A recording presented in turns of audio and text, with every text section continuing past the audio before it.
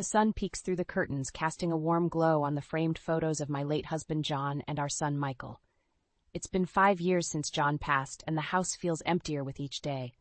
I sip my coffee, lost in thought, when a sudden knock at the door startles me. I open it to find Eliza, Michael's ex-wife, standing there with a suitcase. "Marge, I need your help," she pleads, her eyes welling up with tears. I hesitate, remembering the pain she caused Michael during their divorce. But seeing her like this, I can't turn her away. "Come in, Eliza. What's going on?" She steps inside, her designer heels clicking on the hardwood floor. "I lost my job, and I have nowhere else to go. Can I stay with you for a while? Just until I get back on my feet." Something about her story doesn't sit right with me, but I nod. "Of course, your family. You can stay in the guest room." Eliza hugs me, her expensive perfume overwhelming my senses. "Thank you, Marge. You're a lifesaver." As she settles in, I can't shake the feeling that there's more to her story. She spends hours on the phone, speaking in hushed tones, and leaves the house at odd hours. When I question her, she brushes me off, saying she's job hunting. Days turn into weeks, and Eliza shows no signs of leaving. I notice new designer clothes in her closet and expensive jewelry on her dresser. How can she afford these things without a job? One evening I confront her.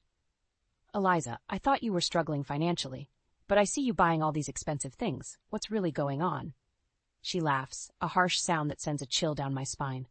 "Oh, Marge, you're so naive. I have my ways of getting what I want." I stand my ground, my voice firm. "I won't have any illegal activities under my roof, Eliza. You need to leave." Her eyes narrow, and she steps closer, her voice low and threatening. "You can't kick me out, Marge. I'm family, and if you try, I'll make your life a living hell." Fear grips my heart, but I refuse to let her see it. "Get out of my house, Eliza. Now." She grabs her purse and storms out, slamming the door behind her. I sink into a chair, my hands shaking. What have I gotten myself into? That night I lay awake, my mind racing. I know Eliza won't give up easily. She's always been manipulative, even when she was married to Michael. I need to find a way to protect myself and my home. I think back to John's old police connections. Maybe they can help me gather evidence against Eliza without putting myself in danger. I make a mental note to reach out to his former partner, Dan, in the morning. As the sun rises, I feel a renewed sense of determination. I won't let Eliza destroy the peace I've worked so hard to build. I'll fight back, no matter what it takes. She may think she can control me, but she has no idea who she's dealing with. I am Marge Thompson, and I will not be intimidated in my own home. Over the next few weeks, Eliza makes herself at home in my house. She sleeps till noon, leaves her dirty dishes in the sink, and expects me to clean up after her. I bite my tongue, trying to keep the peace, but my patience is wearing thin. One afternoon, I come home from the grocery store to find Eliza lounging on the couch, surrounded by shopping bags from expensive boutiques. She barely acknowledges me as I put away the groceries. "Eliza, I thought you said you were struggling financially," I say, trying to keep my voice calm. "How can you afford all these new clothes?" She rolls her eyes. "Don't worry about it, Marge. I have my ways." I frown, a sense of unease growing in the pit of my stomach.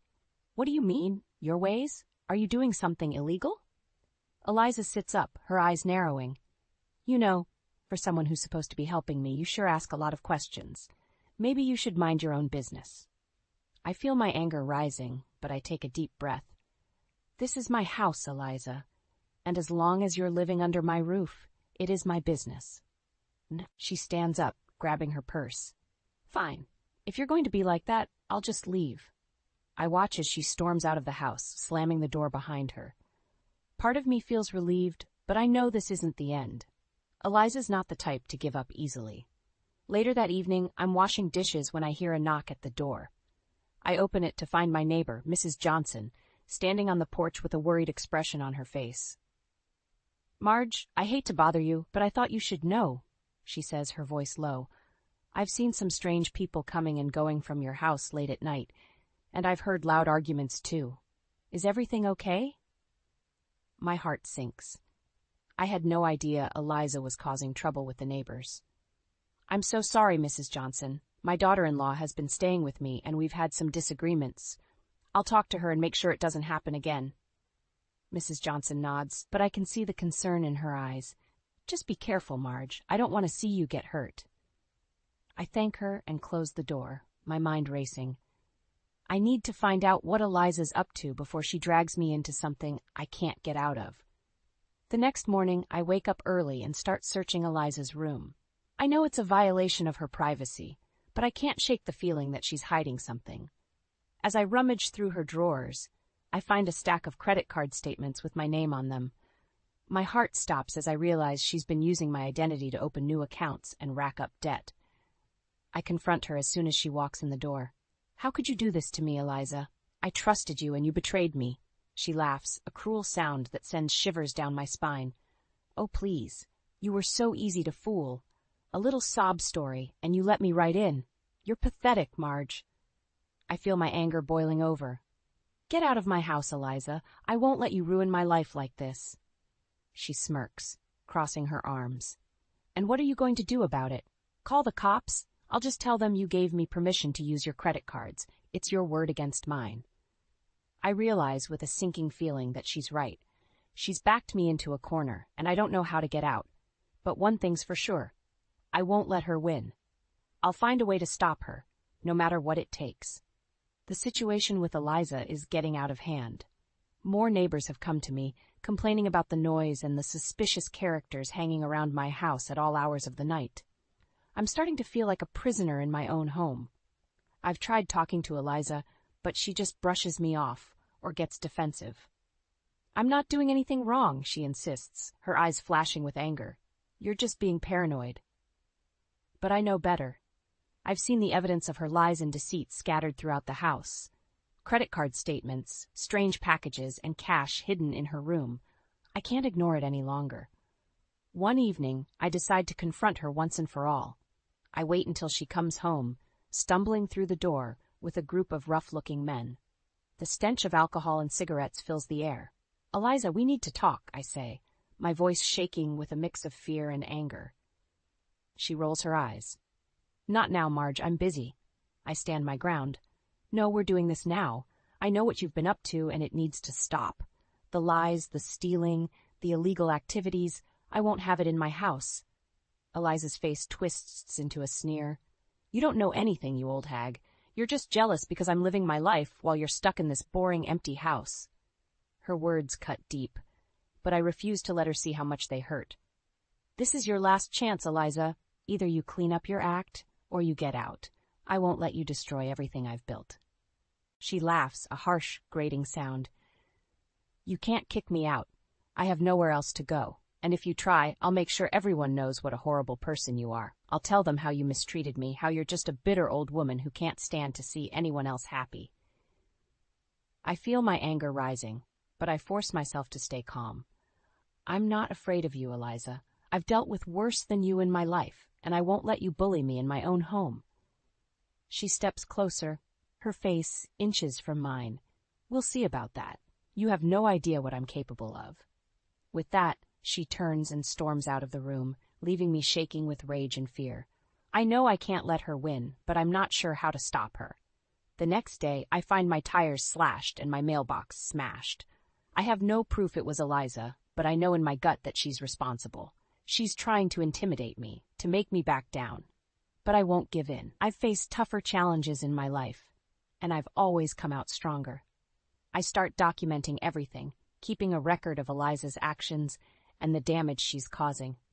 I know I'll need evidence if I want to get her out of my life for good.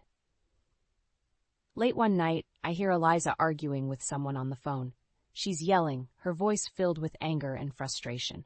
I creep closer, trying to make out what she's saying. I don't care what it takes, she hisses. I want that money, and I want it now. And if you don't get it for me, I'll make sure you regret it. My heart races as I realize the extent of her crimes. She's not just stealing from me. She's involved in something much bigger and more dangerous. I know I can't handle this on my own anymore. I need help, and I need it fast. With a heavy heart, I pick up the phone and dial the number of an old friend, someone I know I can trust. It's time to take action, before it's too late. I wait anxiously for Dan, my late husband's former partner, to arrive. When I hear the knock on the door, I rush to answer it, relief washing over me as I see his familiar face.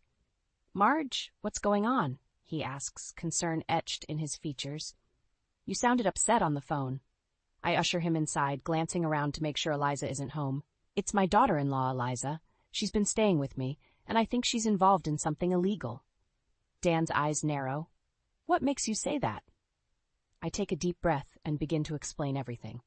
The late-night visitors, the overheard phone conversations, the evidence of theft and fraud. Dan listens intently, his face growing more serious with each revelation. "Marge, this is serious," he says when I finish. "If what you're saying is true, Eliza could be looking at some heavy charges. We need to gather more evidence and build a solid case against her." I nod, feeling a mix of relief and apprehension. "I'm scared, Dan. She's made threats against me, and I don't know what she's capable of." He places a reassuring hand on my shoulder. "Don't worry, Marge. I won't let anything happen to you. We'll get to the bottom of this, I promise." Just then, the front door slams open, and Eliza storms in, her face twisted with rage. "What the hell is going on here?" she demands, her eyes darting between me and Dan. I stand up, trying to keep my voice steady. "Eliza, this is Dan. He's here to help me deal with the situation you've gotten us into." She scoffs, rolling her eyes. "I don't need any help, especially not from some washed-up ex-cop. This is none of your business, so why don't you both just stay out of it?"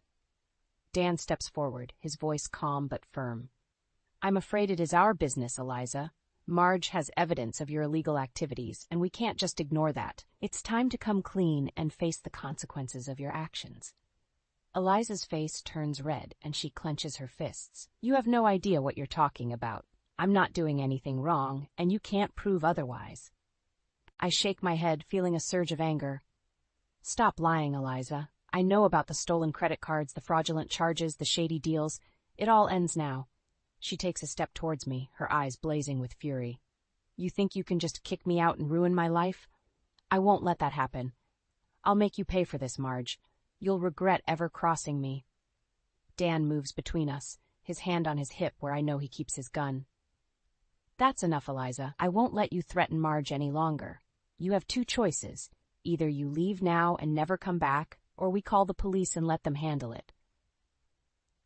For a moment, Eliza looks like she might lunge at him, her face contorted with rage. But then she seems to think better of it, taking a step back and grabbing her purse. "Fine, I'll go. But this isn't over, Marge. You'll see. You can't get rid of me that easily." With that, she storms out of the house, slamming the door behind her. I collapse onto the couch, my hands shaking with adrenaline and fear. Dan sits down beside me, his voice gentle. "You did the right thing, Marge. I know it wasn't easy, but you stood up for yourself and for what's right. We'll make sure Eliza pays for what she's done." I nod, feeling a glimmer of hope amidst the chaos. "Thank you, Dan. I couldn't have done this without you." He smiles, patting my hand. "That's what friends are for, Marge. We'll get through this together, no matter what." The next few days are tense, with no sign of Eliza. I can't help but feel like the calm before the storm, knowing that she's out there somewhere, plotting her next move. I try to go about my daily routine, but I'm constantly on edge, jumping at every noise and shadow. Dan checks in on me regularly, offering his support and reassurance, but even his presence can't fully ease my fears. Late one night, I'm startled awake by the sound of shattering glass. I bolt up in bed, my heart pounding in my chest. I grab the baseball bat I've started keeping by my bedside and creep down the stairs, my hands shaking. As I round the corner into the living room, I see a figure standing by the broken window, silhouetted against the moonlight. I flip on the light switch, and my blood runs cold as I recognize Eliza's face, twisted with rage. "What are you doing here?" I demand, my voice trembling. "I thought I made it clear that you're not welcome in my home anymore." She laughs, a harsh, grating sound that sends shivers down my spine. "You really thought you could get rid of me that easily? I told you, Marge, you can't win against me. I always get what I want, one way or another." I grip the baseball bat tighter, trying to steady my nerves. "I'm not afraid of you, Eliza. I won't let you intimidate me anymore." She takes a step towards me, her eyes glinting with malice. "Oh, but you should be afraid, Marge. You have no idea what I'm capable of. I've ruined people's lives before, and I won't hesitate to do it again."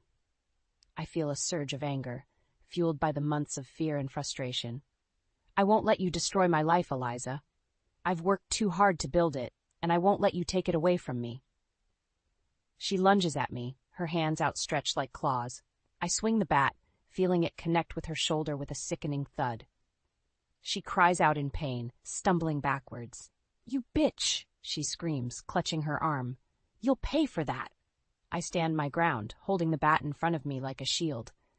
"No, Eliza, you'll pay for what you've done.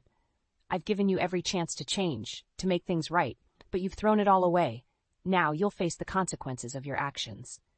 She glares at me, her eyes filled with hatred. "This isn't over, Marge. I'll make you regret the day you ever crossed me." With that, she turns and flees out the broken window, disappearing into the night. I sink to the floor, my legs giving out beneath me as the adrenaline fades. I know that this is only the beginning, that Eliza won't give up until she's had her revenge. But I also know that I'm not alone in this fight. I have Dan, and the evidence we've gathered, and the strength of my own convictions. I pick up the phone and dial Dan's number, my hands still shaking. "She was here," I say when he answers, my voice hoarse with emotion. "Eliza broke into my house. I think it's time to take this to the police." Dan arrives within minutes, his face grim as he surveys the damage.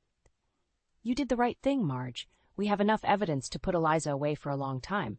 She won't be able to hurt you anymore." I nod, feeling a mix of relief and sadness.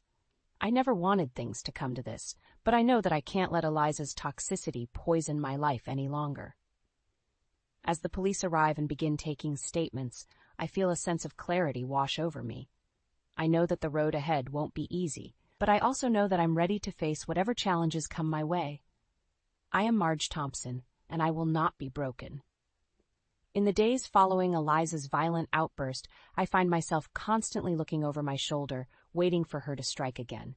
But as the weeks pass with no sign of her, I begin to wonder if perhaps she's finally given up. Still, I know better than to let my guard down completely. I meet with Dan regularly, discussing our plans to gather evidence against Eliza and bring her to justice. "I've called in some favors with my old contacts at the police department," Dan tells me over coffee one morning. "They're willing to help us set up surveillance and track Eliza's movements." I nod, feeling a mix of relief and apprehension. "I just want this to be over, Dan. I'm tired of living in fear, always wondering when she's going to strike next." He reaches across the table and takes my hand, his eyes filled with understanding. "I know, Marge, but we're going to make sure she pays for what she's done. You're not alone in this." I smile, feeling a surge of gratitude for his unwavering support. "I don't know what I would do without you, Dan. You've been my rock through all of this." He grins, a mischievous glint in his eye. "Well, what are friends for if not to help take down evil daughter-in-laws?" We both laugh, the tension of the past few weeks momentarily lifted. It feels good to have a moment of levity amidst the chaos. Over the next few days, Dan and I worked tirelessly to gather evidence against Eliza. We set up hidden cameras around my house, hoping to catch her in the act of stealing or vandalizing. We also reach out to some of her former associates, people she's burned in the past. Many of them are more than willing to provide statements against her, eager for a chance at their own revenge. As the evidence mounts, I begin to feel a sense of hope, a glimmer of light at the end of the tunnel. Maybe, just maybe, we can finally put an end to Eliza's reign of terror. But even as we make progress, I can't shake the feeling that Eliza is still out there, watching and waiting for the right moment to strike. I find myself jumping at every noise, my heart racing at the slightest provocation. One evening, as I'm washing dishes in the kitchen, I hear a sound that makes my blood run cold. It's the creaking of a floorboard, the same one that always squeaks when someone steps on it. I freeze, my hands still submerged in the soapy water. I listen intently, straining to hear any other signs of movement. And then I hear it again, louder this time. Footsteps, slow and deliberate, moving towards the kitchen. I reach for my phone with shaking hands, ready to dial 911. But before I can even unlock the screen, a figure appears in the doorway, a silhouette backlit by the hall light. "Hello, Marge." Eliza's voice is cold, dripping with malice. "Did you really think you could get away from me that easily?" I back away, my heart pounding in my chest. Eliza, please, don't do this. We can talk about this, find a way to resolve things peacefully. She laughs, a harsh, grating sound that sends shivers down my spine. It's too late for that, Marge. You've pushed me too far, and now you're going to pay the price. She takes a step towards me, her eyes glinting with a dangerous light. I glance around frantically, looking for something, anything to use as a weapon. My gaze lands on a heavy, cast-iron skillet sitting on the stove. I lunge for it, my fingers closing around the handle just as Eliza reaches for me. I swing with all my might, feeling the satisfying crunch of metal against bone. Eliza cries out in pain, stumbling backwards. You'll regret that, she hisses, clutching her bleeding face. I'll make you suffer for this, Marge. I'll destroy everything you love, everyone you care about. But even as she speaks, I feel a sense of calm wash over me. I know that I'm not alone, that I have Dan and the evidence we've gathered on my side. No, Eliza, I say, my voice steady and strong. You're the one who's going to pay for your crimes. I'm not afraid of you anymore. After the confrontation with Eliza, Dan and I know that we need to act fast. We can't risk her catching wind of our plans and disappearing before we can bring her to justice. We decide to set a trap, using my house as bait. I'll pretend to leave for a weekend trip, giving Eliza the perfect opportunity to break in and steal from me once again. But this time, we'll be ready for her. Dan helps me set up hidden cameras throughout the house, connected to a live feed that he can monitor from a nearby location. As I pack my bags and make a show of leaving, I feel a mix of nervousness and excitement. I know that this is a risky plan, but I also know that it's our best chance at catching Eliza red-handed. I drive to a nearby hotel, where I'll be staying for the next few days. Dan and I stay in constant communication, keeping each other updated on any developments. For the first day, there's no sign of Eliza. I try to distract myself with books and television, but I can't shake the feeling of anticipation, the sense that something big is about to happen. And then, on the second night, I get the call from Dan. She's here, he says, his voice tense with excitement. She just broke in through the back door. I rush to his location, my heart pounding in my chest. When I arrive, he's already got the video feed up on his laptop screen. I watch as Eliza moves through my house, her movements furtive and quick.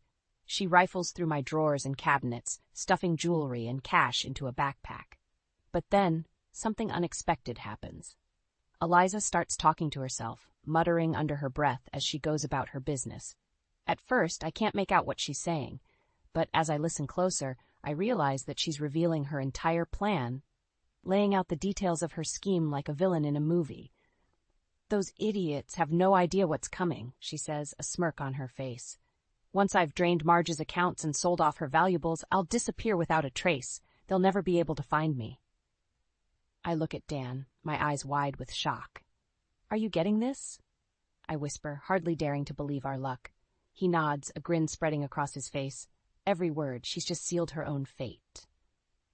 We continue to watch as Eliza moves through the house, spilling more and more of her secrets with each passing minute. She brags about the people she's exploited, the lives she's ruined without a second thought. And then, just when I think it can't get any better, Eliza starts talking about her next target. That old lady down the street, the one with the yappy little dog? She's next on my list. I bet she's got a fortune stashed away in that tacky little house of hers. I feel a surge of anger, mixed with a grim sense of satisfaction. Eliza has no idea that she's just given us everything we need to put her away for good. As she finishes up her raid and slips out the back door, Dan is already on the phone with the police. We've got her, he says, his voice filled with triumph. We've got all the evidence we need. I sink back in my chair, feeling a rush of relief wash over me. It's finally over. After months of fear and uncertainty, I can finally see a light at the end of the tunnel. I know that there's still a long road ahead, that Eliza will likely fight the charges with everything she's got. But I also know that I'm not alone in this fight, that I have Dan and the law on my side. And for the first time in a long time, I allow myself to feel a glimmer of hope, a sense that maybe, just maybe, everything is going to be okay. The day of Eliza's arrest is a blur of activity. Police swarm my house, taking statements and collecting evidence. I watch as they lead her away in handcuffs, her face twisted with rage and disbelief. "You think this is over?" she screams, straining against the officer's grip. "I'll make you pay for this, Marge. I'll find a way to make you suffer, even if it's the last thing I do." But even as her threats ring in my ears, I feel a sense of calm wash over me. I know that she's powerless now, that the law is on my side. In the days that follow, I work with Dan to secure my home and my finances. We change the locks, install new security systems, and freeze my credit to prevent any further fraud. It's a long and tedious process, but with each step I feel a little bit safer, a little bit more in control of my own life. And then finally, the day of Eliza's trial arrives. I sit in the courtroom, my heart pounding as the evidence is presented piece by damning piece.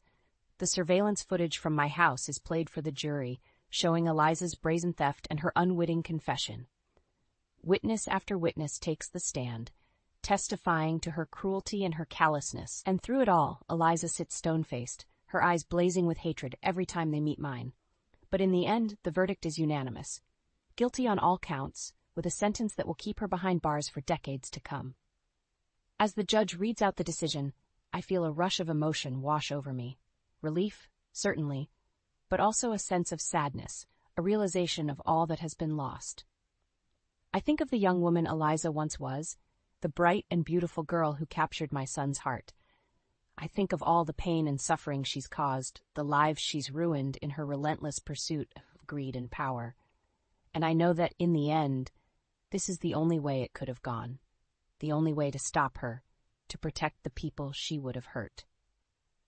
As I leave the courtroom, Dan by my side, I'm surrounded by a sea of reporters and well-wishers, people I've never met, strangers who have followed my story and rooted for me every step of the way.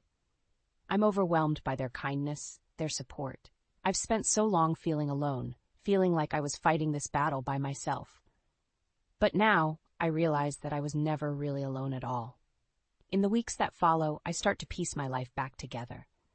I reconnect with old friends, I take up new hobbies, I learn to find joy in the simple things again. And through it all, I carry with me the lessons I've learned, the strength I've found within myself. I know now that I am capable of standing up for myself, of fighting for what's right, no matter how hard it may be. One evening, as I sit on my porch with Dan, watching the sunset paint the sky in shades of orange and gold, he turns to me with a smile. "You know, Marge, you're one of the bravest people I've ever met," he says, his voice filled with warmth and admiration. I feel a blush creep into my cheeks, a flutter of something like happiness in my chest. "I don't know about that," I say, shaking my head. "I just did what I had to do." But even as I say it, I know that it's more than that. I know that I've found a strength within myself that I never knew I had, a resilience that has carried me through the darkest of times. And as I look out at the world before me, at the beauty and the promise of a new day, I know that I am ready for whatever comes next. Ready to face the future with courage and with hope, knowing that I am not alone, that I am loved and supported by the people who matter most. It's a new beginning, a chance to start fresh and to build a life that is truly my own. And I am ready to embrace it with open arms, ready to see what adventures lie ahead.